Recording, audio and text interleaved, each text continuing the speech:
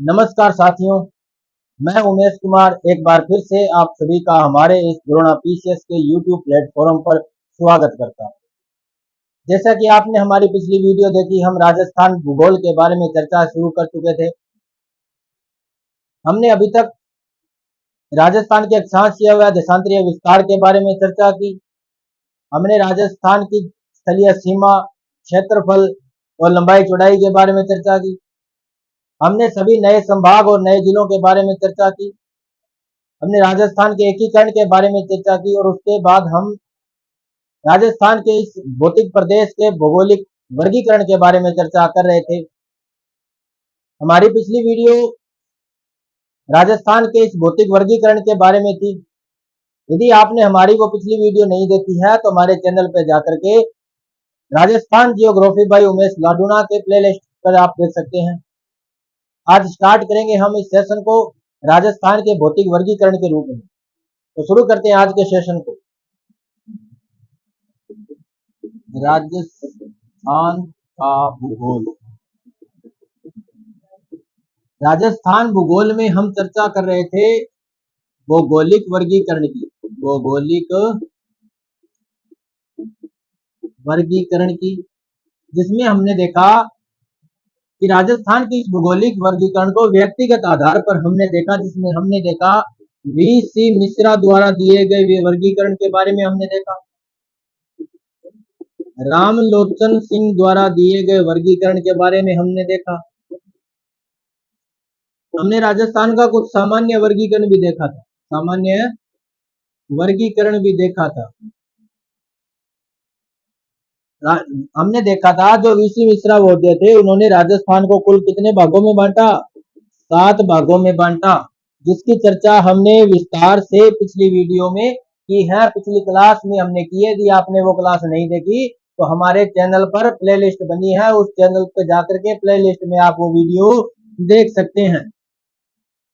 उसके बाद आती है, देखो, रामलोचन सिंह के जो वर्गीकरण दिया, उसमें रामलोचन सिंह ने इस राजस्थान को 2 प्रदेशों में बांटा, 4 भागों में बांटा और 12 उपभागों में बांटा। रामलोचन सिंह ने राजस्थान को 2 प्रदेशों में बांटा, 4 भागों में बांटा, 12 उपभागों में बांटा। हमने देखा राजस्थान के सामान्य वर्गीकरण में राजस्थान को 4 भागों में बांट सकते हैं। हम राजस्थान को 4 भागों में वर्गीकृत कर सकते हैं। हमने देखा जो इस वर्गीकरण में हमने देखा राजस्थान को एक पश्चिमी शुष्क प्रदेश के रूप में बांटा जा सकता है, पश्चिमी शुष्क प्रदेश या पश्चिमी मरुस्थल के रूप में बांटा जा सकता है। 2 नंबर पे इस वर्गीकरण में हम बांट सकते हैं राजस्थान को अरावली पर्वत के रूप में, अरावली पर्वत के रूप में बांट सकते हैं। तीसरा वर्गीकरण हम कर सकते हैं पूर्वी मैदानी प्रदेश के रूप में।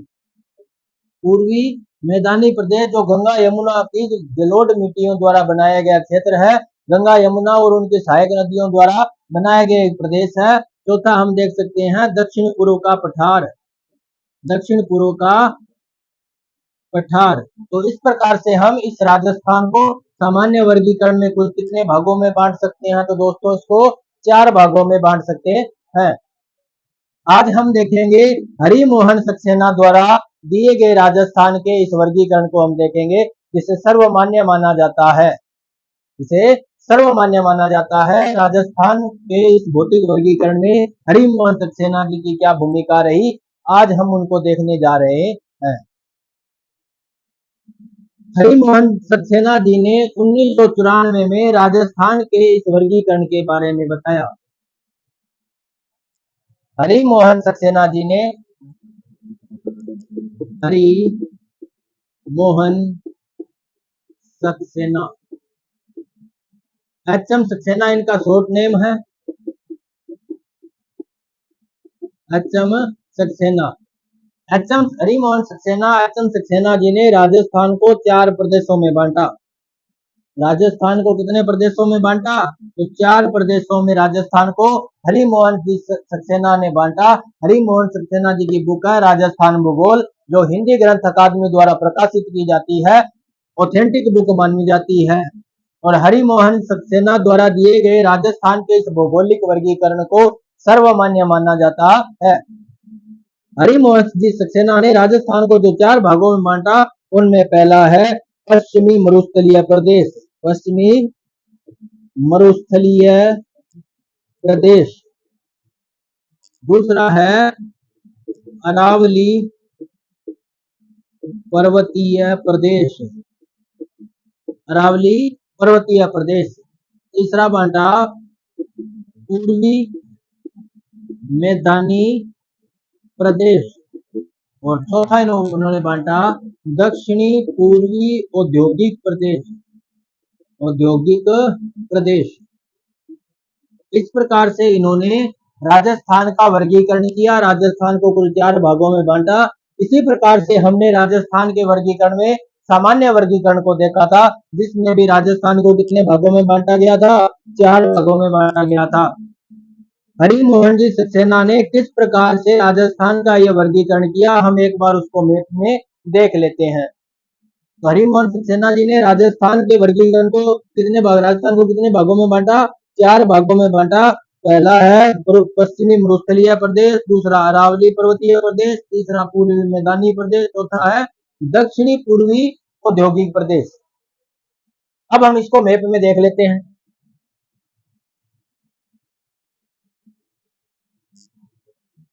हरिमोहन सक्सेना ने राजस्थान के इस वर्गीकरण को भौतिक उच्चावच के आधार पर बांटा है, भौतिक संरचना के आधार पर, भौतिक बनावट, भौतिक उच्चावच के आधार पर बांटा है। तो ये हमारा एक छोटा सा प्यारा सा नन्हा सा राजस्थान है दोस्तों। जिस प्रकार हरिमोहन जी सक्सेना ने राजस्थान को बांटा, उसको देखते हैं। ये है राजस्थान का पश्चिमी क्षेत्र, जिसको ये मरुस्थलीय क्षेत्र है, शुष्क क्षेत्र है, अरावली का पश्चिमी क्षेत्र है, अरावली का वृष्टि छाया क्षेत्र जिसको बोलते हैं। तो ये है पश्चिमी क्षेत्र, जिसको हरिमोहन सक्सेना ने क्या नाम दिया? पश्चिमी मरुस्थलीय प्रदेश, पश्चिमी मरुस्थलीय प्रदेश। उसके बाद दोस्तों ये है अरावली पर्वत का, जो अरावली पर्वत का क्षेत्र है, अरावली पर्वतमाला का क्षेत्र है, अरावली का क्षेत्र है, इसको नाम दिया अरावली पर्वतीय प्रदेश, अरावली पर्वतीय प्रदेश इसका नाम दिया। उसके बाद ये जो क्षेत्र है, पठारी जो क्षेत्र है, ये उसके बाद ये ऊपर का जो पूर्व का जो मैदानी प्रदेश है, जो गंगा यमुना की सहायक नदियों द्वारा बनाया गया क्षेत्र है, इस क्षेत्र को नाम दिया है पूर्वी मैदानी प्रदेश, पूर्वी मैदानी प्रदेश। उसके बाद बचा ये दक्षिण पूर्व का ये जो क्षेत्र है, पठारी क्षेत्र है, भारत के सापेक्ष दक्कन की पठार का विस्तार है, ज्वालामुखी से निर्मित गोंडवाना लैंड का हिस्सा है। इसका नाम दिया दक्षिण पूर्वी औद्योगिक प्रदेश, औद्योगिक प्रदेश, क्योंकि राजस्थान में सबसे ज्यादा उद्योग स्थापित है, तो यहीं पे स्थापित है, इसी क्षेत्र में ये पठारी क्षेत्र है, यहीं पर सबसे ज्यादा कृषि उर्वरक उद्योग है, यहीं पे सीमेंट उद्योग स्थापित किए गए हैं। तो लगभग उद्योग इधर है, यहीं पे भीलवाड़ा आता है, जहाँ पे वस्त्र उद्योग का जो सबसे अच्छा केंद्र माना जाता है राजस्थान में, जिसको राजस्थान का मैनचेस्टर भी कहते हैं। तो ये सारी व्यवस्था होने के कारण राजस्थान के इस क्षेत्र को क्या नाम देते हैं? दक्षिण पूर्वी औद्योगिक प्रदेश नाम देते हैं। ये जो सारा वर्गीकरण किया गया है, ये किया गया है एच.एम. सक्सेना द्वारा। अब हम देखेंगे राजस्थान के इस भौतिक प्रदेश के वर्गीकरण को सामान्य आधार पर बांटेंगे। अपने इस वर्गीकरण में देखेंगे किस प्रकार से राजस्थान की हर एक भौतिक प्रदेश की क्या क्या विशेषता रही है, उसके बारे में हम एक एक करके विस्तार से चर्चा करेंगे। तो थोड़ा सा एक बार सबको एक साथ डायग्राम में देख लेते हैं किस प्रकार की ये व्यवस्था होती है। तो हम देखते हैं राजस्थान के सामान्य वर्गीकरण के बारे में। अब हम देखेंगे राजस्थान का सामान्य वर्गीकरण।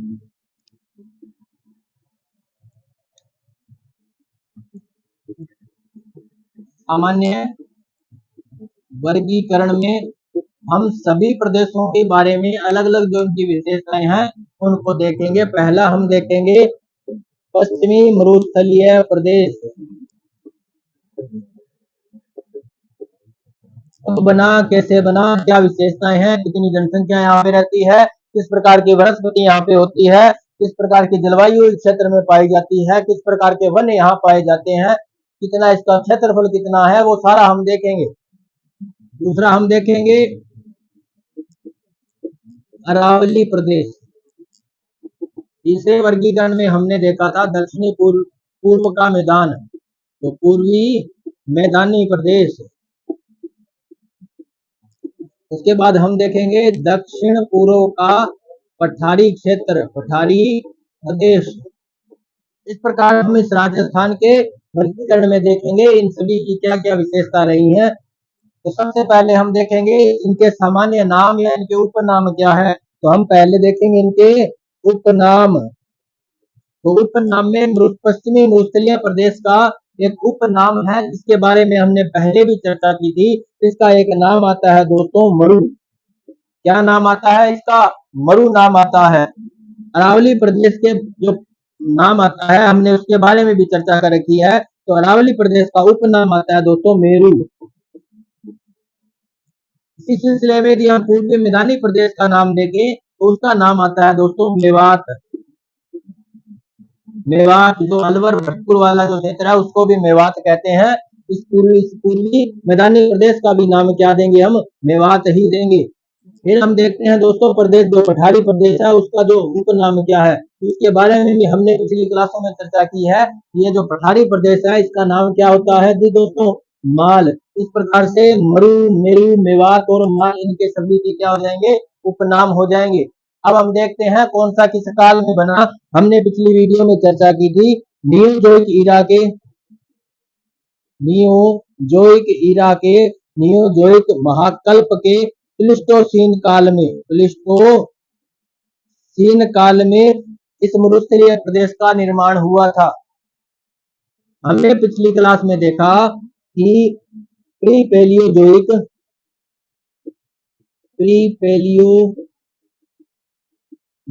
महाकल्प के प्री कैम्ब्रियन कल्प के अंदर अरावली प्रदेश का क्या हुआ? निर्माण हुआ। अरावली पर्वतमाला का क्या हुआ? निर्माण हुआ, जो विश्व की सबसे पुरानी पर्वतमाला है। फिर हमने देखा कि इसी नियोजोइक काल के नियोजोइक महाकल्प के प्लीस्टोसीन कल्प के अंदर पूर्वी मैदानी प्रदेश का निर्माण हुआ, जिस काल के अंदर मरुस्थलीय प्रदेश का भी क्या हुआ था? निर्माण हुआ था। इस प्लीस्टोसीन काल में मरुस्थल का क्या हुआ था? निर्माण हुआ था। उसके बाद हमने देखा एक काल आया था मिसोजोइक काल आया था। मिसोजोइक काल के अंदर एक कल्प था क्रिटेशियस। इस क्रिटेशियस कल्प में मिसोजोइक महाकल्प का ये कल्प है क्रिटेशियस कल्प। इस कल्प में क्या हुआ? इस काल में क्या हुआ? दक्षिणी पूर्वी पठारी प्रदेश का निर्माण होता है। दोस्तों किससे निर्माण होता है? तो ज्वालामुखी से निर्माण होता है। विश्व के सापेक्ष किसका हिस्सा माना जाता है? तो गोंडवाना लैंड का हिस्सा माना जाता है। अब हम बात करेंगे इनके क्षेत्रफल की। इन सभी का प्रदेशों का क्षेत्रफल राजस्थान के कुल क्षेत्रफल के सापेक्ष कितना है? हमें पता होना चाहिए कि राजस्थान का क्षेत्रफल कितना है। तो राजस्थान का क्षेत्रफल यदि आपको पता है तो कितना है? 3,42,239 वर्ग किलोमीटर। 3,42,239 वर्ग किलोमीटर राजस्थान का कुल क्या है? क्षेत्रफल है। जो भारत के क्षेत्रफल का 10% है, लगभग 10% हिस्सा है। और भारत का क्षेत्रफल कितना है? तो 32,87,263 वर्ग किलोमीटर भारत का क्या है? कुल क्षेत्रफल है, जिसका लगभग 10% या 10.41% जिसको कह सकते हैं इसका क्षेत्रफल है। राजस्थान का कुल क्षेत्रफल कितना है? 3,42,239 किलोमीटर राजस्थान का क्या है? क्षेत्रफल है। इस क्षेत्रफल का कितने प्रतिशत भौतिक प्रदेशों का है? अलग अलग भौतिक प्रदेशों का कितना क्षेत्रफल है वो हम देखेंगे। तो बात करते हैं क्षेत्रफल की।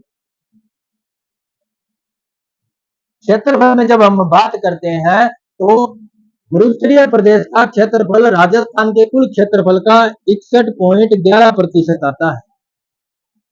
मरुस्थलीय प्रदेश का जो क्षेत्रफल है कुल राजस्थान के क्षेत्रफल का 61.11% माना जाता है। उसके बाद हम देखते हैं अरावली प्रदेश का जो क्षेत्रफल है वो 9.3% क्षेत्रफल है। राजस्थान के कुल भौतिक प्रदेश के जितना वो राजस्थान के कुल जो भौतिक प्रदेश का क्षेत्रफल है उस क्षेत्रफल का 9.3% हिस्से में अरावली प्रदेश विस्तृत है। उसके बाद देखते हैं पूर्वी मैदानी प्रदेश। राजस्थान के कुल क्षेत्रफल का 23% क्षेत्रफल पूर्वी मैदानी प्रदेश का है। राजस्थान के कुल क्षेत्रफल का कितने प्रतिशत? 23%। किसका हिस्सा माना जाता है? पूर्वी मैदानी प्रदेश का हिस्सा माना जाता है। पूर्वी मैदानी प्रदेश राजस्थान के कुल क्षेत्र में फल में 23% की हिस्सेदारी रखता है। उसके बाद हम देखते हैं दक्षिण पूर्वी पठारी प्रदेश का क्षेत्रफल कितना है। तो दक्षिणी पूर्वी पठारी प्रदेश का क्षेत्रफल घटता है दोस्तों,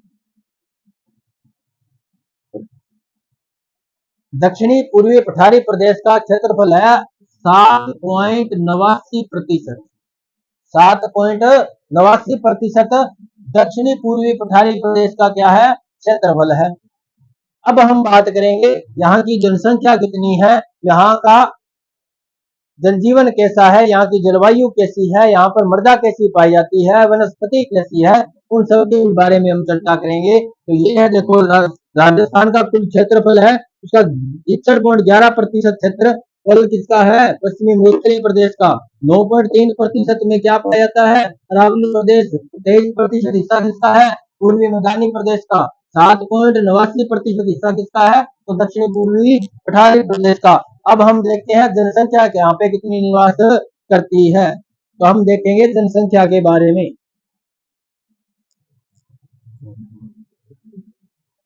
अब हम देखते हैं जनसंख्या।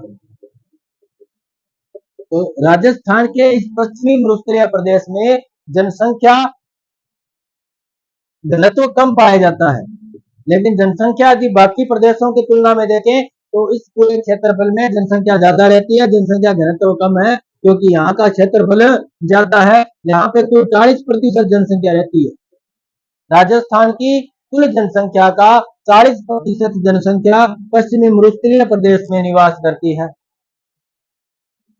अरावली पर्वतीय प्रदेश में राजस्थान की कुल जनसंख्या का 10% जनसंख्या निवास करती है। पूर्वी मैदानी प्रदेश में राजस्थान की कुल जनसंख्या का 39% निवास करती है।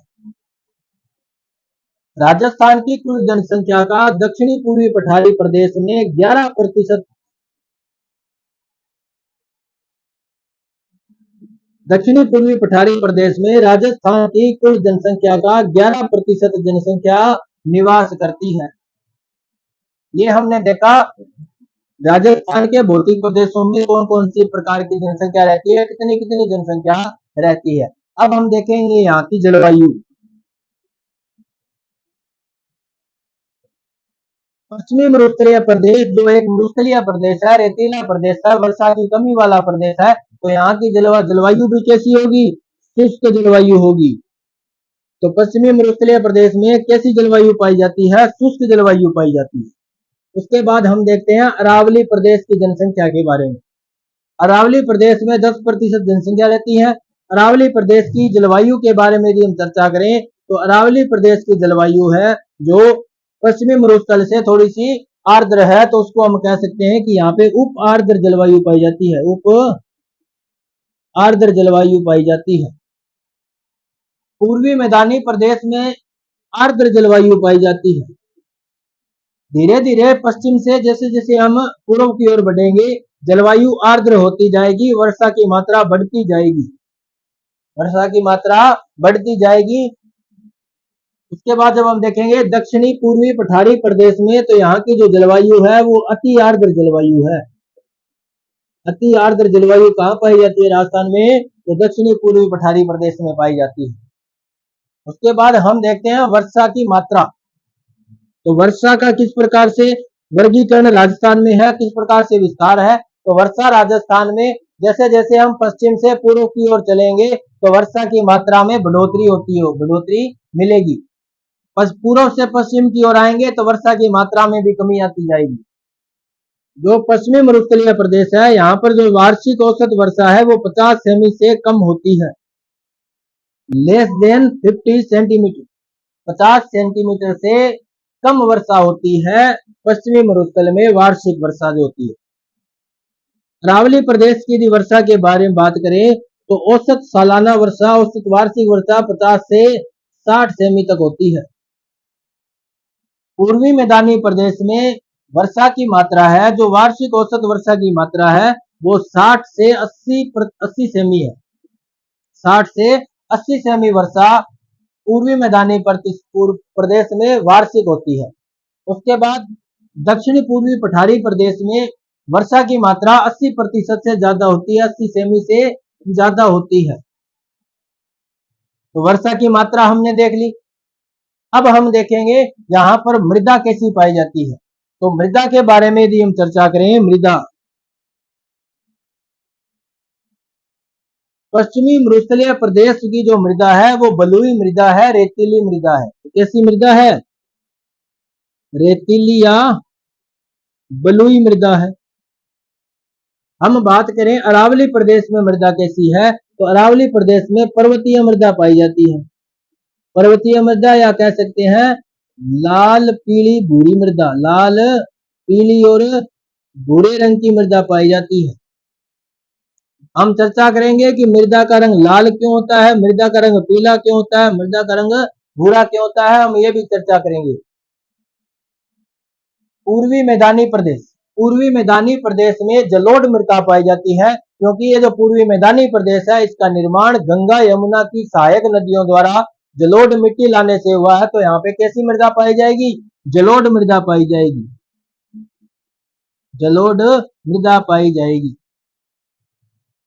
अब हम देखें कि दक्षिणी पूर्वी पठारी प्रदेश में किस प्रकार की मृदा पाई जाती है। तो आपको ये पता है कि दक्षिणी पूर्वी पठारी प्रदेश का जो निर्माण हुआ है वो ज्वालामुखी से हुआ है। ज्वालामुखी से जो निकला लावा है उससे निर्माण किसका हुआ है? दक्षिणी पूर्वी पठारी प्रदेश का। और ज्वालामुखी से जो लावा निकलता है उससे जो मृदा बनती है वो काली मृदा कहलाती है, क्योंकि उसमें लोहे की मात्रा ज्यादा पाई जाती है, लोहांश ज्यादा पाया जाता है। लोहांश की उपस्थिति अधिक होने की वजह से ही मृदा का रंग कैसा होता है? काला रंग होता है। तो मृदा कैसी होगी यहाँ की? काली मृदा होगी। काली मृदा का एक नाम और भी है, इसे रेगूर मृदा भी कहते हैं। काली मृदा को कांप मृदा भी कहते हैं। तो ये जो मृदाएं हैं, काली मृदा, रेगूर मृदा और कांपीय मृदा, ये कहाँ पाई जाती है? दक्षिणी पूर्वी पठारी प्रदेश में पाई जाती है। जलोढ़ मृदा कहाँ पाई जाती है? पूर्वी मैदानी प्रदेश में पाई जाती है। लाल पीली भूरी मृदा कहाँ पाई जाती है? तो अरावली प्रदेश में पाई जाती है। रेतीली बलुई मृदा कहाँ पाई जाती है? तो मरुस्थलीय प्रदेश में पाई जाती है। हमने बात की मृदा के बारे में। अब हम बात करेंगे यहाँ की वनस्पति के बारे में, और यहाँ पर किस प्रकार के वन पाए जाते हैं, क्या व्यवस्था होती है, वनस्पति कैसी है, वो देखेंगे। मैं आशा करता हूं कि आप साथ साथ इसको नोट्स बना रहे होंगे, ताकि आपको जो ये चीजें सुनाई दे रही हैं, ये दिखाई दे रही हैं, ये हमेशा के लिए आपके दिमाग में स्थायी हो जाए। अब हम बात करेंगे यहाँ की वनस्पति के बारे में। वनस्पति, तो जो पश्चिमी मरुस्थलीय प्रदेश है, जो शुष्क प्रदेश है, वहां पर जलवायु भी शुष्क है। तो यहाँ पे वनस्पति भी कैसी होगी? ऐसी वनस्पति होगी जो कम पानी में हो जाए, जिनको आर्द्रता की, नमी की कम जरूरत हो, ऐसी मृदा यहाँ पे, ऐसी ही वनस्पति यहाँ पे पाई जाएंगी। तो मरुस्थलीय प्रदेश में जो मृदा, जो वनस्पति पाई जाती है वो मरुद्भिद ने कहते हैं। मरुद्भिद, मरुद्भिद वनस्पति पाई जाती है। अंग्रेजी में इनको कहते हैं जीरोफाइट। जीरोफाइट पाई जाती है, जिनमें वाष्पीकरण कम होता है, वाष्पोत्सर्जन कम होता है। वाष्पोत्सर्जन को कम करने के लिए इन पौधों की जो पत्तियां हैं वो कांटों का रूप धारण कर लेती है। ये जो अरावली प्रदेश है, यहाँ पर उपोष्णीय वनस्पति पाई जाती है। उपोष्णीय वनस्पति पाई जाती है, उपोष्णीय वनस्पति पाई जाती है, उपोष्णीय वनस्पति पाई जाती है। उपोष्णीय या इनको कह सकते हैं पतझड़, पतझड़ वनस्पति यहाँ पे पाई जाती है। पूर्वी मैदानी प्रदेश, पूर्वी मैदानी प्रदेश में मानसूनी वनस्पति पाई जाती है।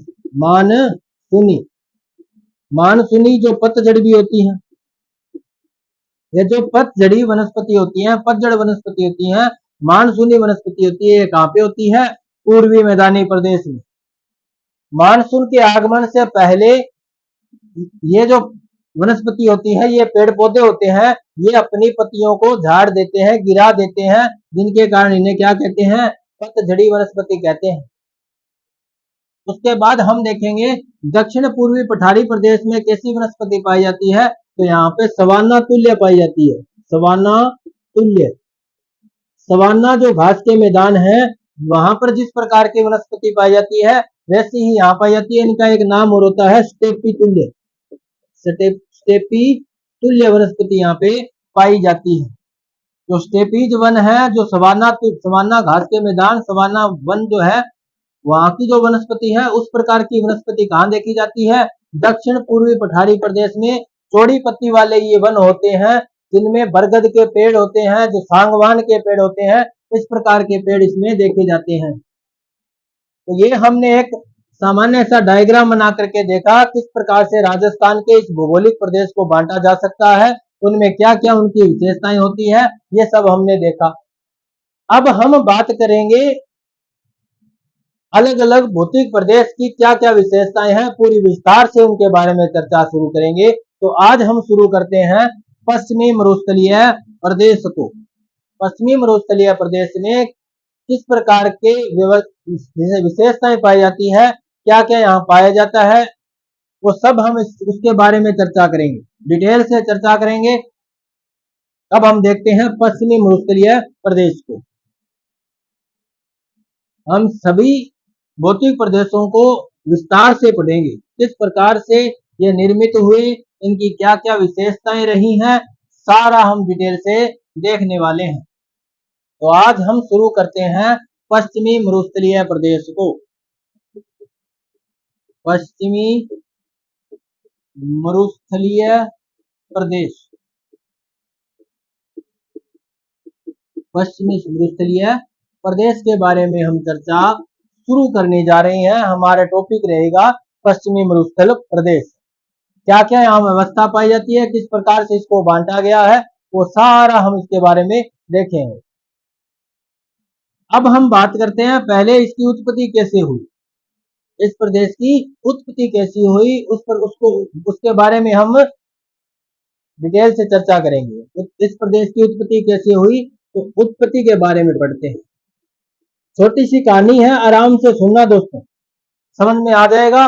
एक बार ढंग से सुन लिया, समझ में एक बार आ गया तो कभी भूलोगे नहीं, और नहीं समझ में आया तो कभी भी नहीं आएगा।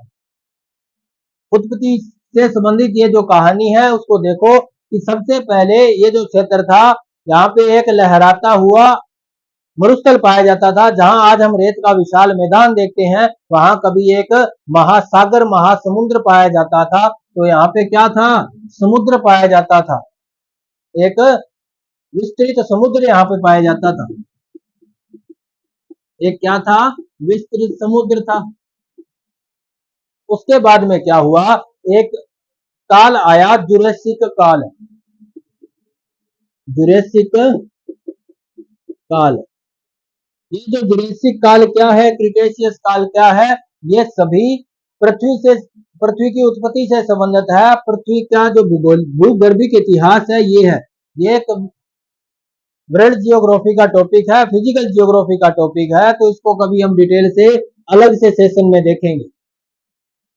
जुरेसिक काल में एक घटना हुई, क्या घटना हुई? भूगर्भ में कुछ हलचलें हुई। जब गोंडवाना लैंड और अंगारा लैंड अलग थे, बीच में एक तैतीस सागर था, तो यहाँ पे जो विस्तृत समुद्र है वो तैतीस सागर का हिस्सा है। कभी इस जगह क्या हुआ करता था? तैतीस सागर हुआ करता था। जब हम या हमारा ये राजस्थान, हमारा ये भारत उत्तरी गोलार्ध में न होकर के दक्षिणी गोलार्ध में था, अफ्रीका के पास संलग्न था। उस वक्त की ये बात है दोस्तों। क्या हुआ? अंगारा लैंड और गोंडवाना लैंड में भूगर्भिक हलचलें हुई। वे दोनों प्लेटें आपस में टकराने लगी, दोनों पास पास आने लगी। उन दोनों में अभिसारी गति हुई। इस अभिसारी गति के कारण जो बीच का जो तैतीस सागर का जो हिस्सा था वो ऊपर उठने लगा, वो हिस्सा ऊपर उठने लगा। एक वलित पर्वत बना जिसका नाम आज हम पढ़ते हैं अरावली पर्वत माला, विश्व की सबसे पुरानी पर्वत श्रृंखला।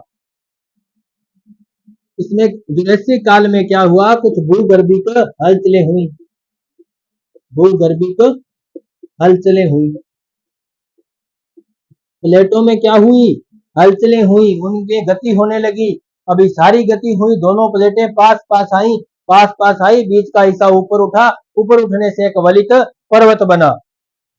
अब ये जो हिस्सा ऊपर उठा, इसके आसपास जो जल का क्षेत्र था वो क्या हुआ, धीरे धीरे पीछे हटने लगा। तो एक काल आया जिसका नाम है प्लीस्टोसीन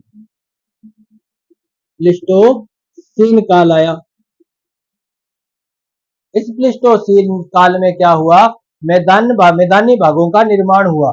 जब ये समुद्र पीछे हट गया, ये जो अरावली पर्वतमाला उठी, ये जो भाग ऊपर उठा, उसके बाद जब समुद्र पीछे हटा तो वो जो जगह थी वहां पे क्या बना, मैदानों का निर्माण हुआ, मैदानों की उत्पत्ति हुई, मैदानों का क्या हुआ, निर्माण हुआ। हमने पहले पूर्वी मैदानी प्रदेश में भी देखा था कि प्लीस्टोसीन काल में क्या हुआ, मैदानों की उत्पत्ति हुई।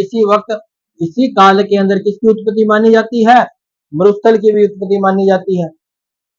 किस प्रकार से हुई मरुस्थल की उत्पत्ति, तो जब इन मैदानों के अंदर पर्वतों से जो नदियां आ रही थी, वो नदियां अपने साथ में मिट्टी लेकर के आई, गाद लेकर के आई, और इन मैदानी प्रदेशों में उनका अवक्षेपण करने लगी, वहां इनको जमा करने लगी, जलोढ़ मिट्टी को इन मैदानों में जमा करने लगी, इनका अवक्षेपण करने लगी। उसके बाद क्या हुआ, ये जो अवक्षेपित जो मृदा थी वो यहाँ पे इकट्ठी हो गई, ये जो जलोढ़ मृदा थी ये यहाँ पे इकट्ठी हो गई, और यहाँ से क्या हुआ, समुद्र मूल स्थान से पीछे हट गया, समुद्र मूल स्थान से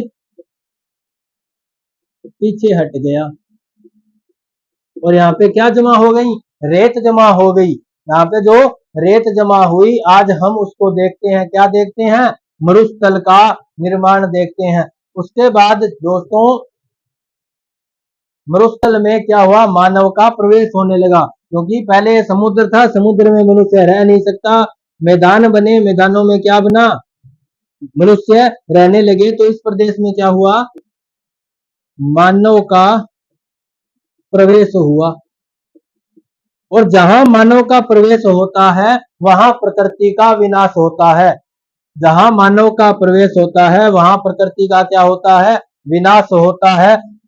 कैसे विनाश हुआ, तो मानव ने यहाँ पर अपने रहने लायक जगह बनाने के लिए इस जगह पर जो वनस्पतियां थी उनको हटा दिया, यहाँ पर पशुचारण करने लगे। तो एक तो अति पशुचारण होने लगा, अति पशुचारण होने लगा। इससे क्या हुआ, वनस्पतियां कम हो गई, यहाँ की जलवायु में परिवर्तन होने लगा। तो क्या हुआ, जलवायु परिवर्तन होने लगा, जलवायु परिवर्तन होने लगा। जहां कभी बहुत ज्यादा वर्षा हुआ करती थी, आज वहां पर क्या होती है, बिल्कुल भी कम वर्षा होती है, जिसके वजह से ये जो क्षेत्र था क्या हो गया, शुष्क प्रदेश बन गया, शुष्क मरुस्थलीय प्रदेश बन गया, और मरुस्थल की क्या हो गई, उत्पत्ति हो गई। इस प्रकार से इस मरुस्थलीय प्रदेश का क्या हुआ, निर्माण हुआ। मरुस्थलीय प्रदेश का निर्माण जो माना जाता है वो माना जाता है 4000 से 2000 BC या ईसा पूर्व के इस काल के अंदर माना जाता है कि यहाँ पे क्या हुआ, मरुस्थल का निर्माण हो गया। जो मरुस्थल की जो वर्तमान दशा मानी जाती है वो इसी काल की मानी जाती है। 4000 से 2000 ईसा पूर्व की ये घटनाएं हैं, जब ये प्रदेश क्या हो गया, पूरी तरह से मरुस्थल बन गया। यहाँ पे जो लहराता समुद्र था वो रेत के विशाल मैदान के रूप में बदल गया। इस प्रकार की ये जो घटना कब हुई, इस प्रकार की ये जो घटना हुई ये प्लीस्टोसीन काल के बाद में हुई। प्लीस्टोसीन काल में मैदान बने, मैदानों के बाद समुद्र जो मूल स्थान से पीछे हट गया, क्योंकि उसके आसपास का क्षेत्र क्या हुआ, ऊंचा उठा। अरावली पर्वत प्रदेश जब ऊपर उठा, उसके पास वाला क्षेत्र जहां पे समुद्र था, वो समुद्र अपने मूल स्थान से पीछे हटता गया, क्योंकि जल की ये नियति रहती है कि वो ऊंचाई से ढलान की तरफ जाता है। इधर पर्वत ऊपर उठे, जो आसपास की जो जगह थी वो भी ऊंची उठने लगी, तो जल जो था, समुद्र का जल था, वो कैसे हो गया, पीछे हटने लगा। इस प्रकार से समुद्र मूल स्थान से पीछे हट गया, मैदान बन गए। मैदान बनने के बाद मानव ने यहाँ पे प्रवेश किया।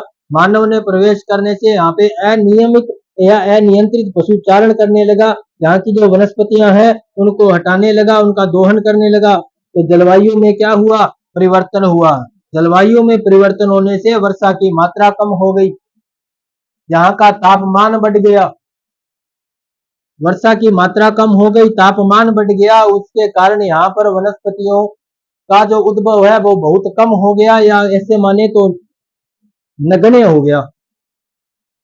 उसके बाद इस ये जो क्षेत्र था, यहाँ पे वर्षा नहीं हुई, जिससे यह क्षेत्र शुष्क हो गया, और शुष्क होने से ये जो क्षेत्र था कैसा बन गया, मरुस्थलीय प्रदेश बन गया। 4000 से 2000 ईसा पूर्व का ये जो टाइम है, इस वक्त ये जो प्रदेश पूरा कैसे बन गया, जो आज हम व्यवस्था देख रहे हैं, आज इस प्रकार की दशाएं हम यहाँ पे देख रहे हैं, वो यहाँ इस वक्त तक बनकर तैयार हो चुकी थी। तो ये एक बहुत लंबी प्रोसेस चली थी इनके लिए। इस प्रकार से आज हमने देखा राजस्थान के भौतिक वर्गीकरण में, हमने देखा एच.एम. सक्सेना जी ने किस प्रकार से वर्गीकरण किया। हमने सामान्य वर्गीकरण के बारे में देखा, राजस्थान के अंदर जो भौतिक प्रदेश जो वर्गीकृत किए गए हैं उनमें कितने कितने प्रतिशत है, क्या कितनी जनसंख्या रहती है, किस प्रकार की जलवायु है, किस प्रकार की मृदा वहां पाई जाती है, किस प्रकार की वनस्पति वहां पाई जाती है, उसके बारे में हमने चर्चा की। मरुस्थल का निर्माण कैसा हुआ, इसके बारे में हमने आज चर्चा की। तो आज के लिए इतना ही। तो कैसी लगी ये क्लास आपको, आप हमें कमेंट में जरूर बताना। यदि आपने हमारा चैनल अभी तक सब्सक्राइब नहीं किया है तो चैनल को सब्सक्राइब कर लीजिएगा, बेल आइकन को प्रेस कर लीजिएगा, ताकि आने वाली वीडियो की जो नोटिफिकेशन है वो आपको जल्द से जल्द मिल सके। धन्यवाद।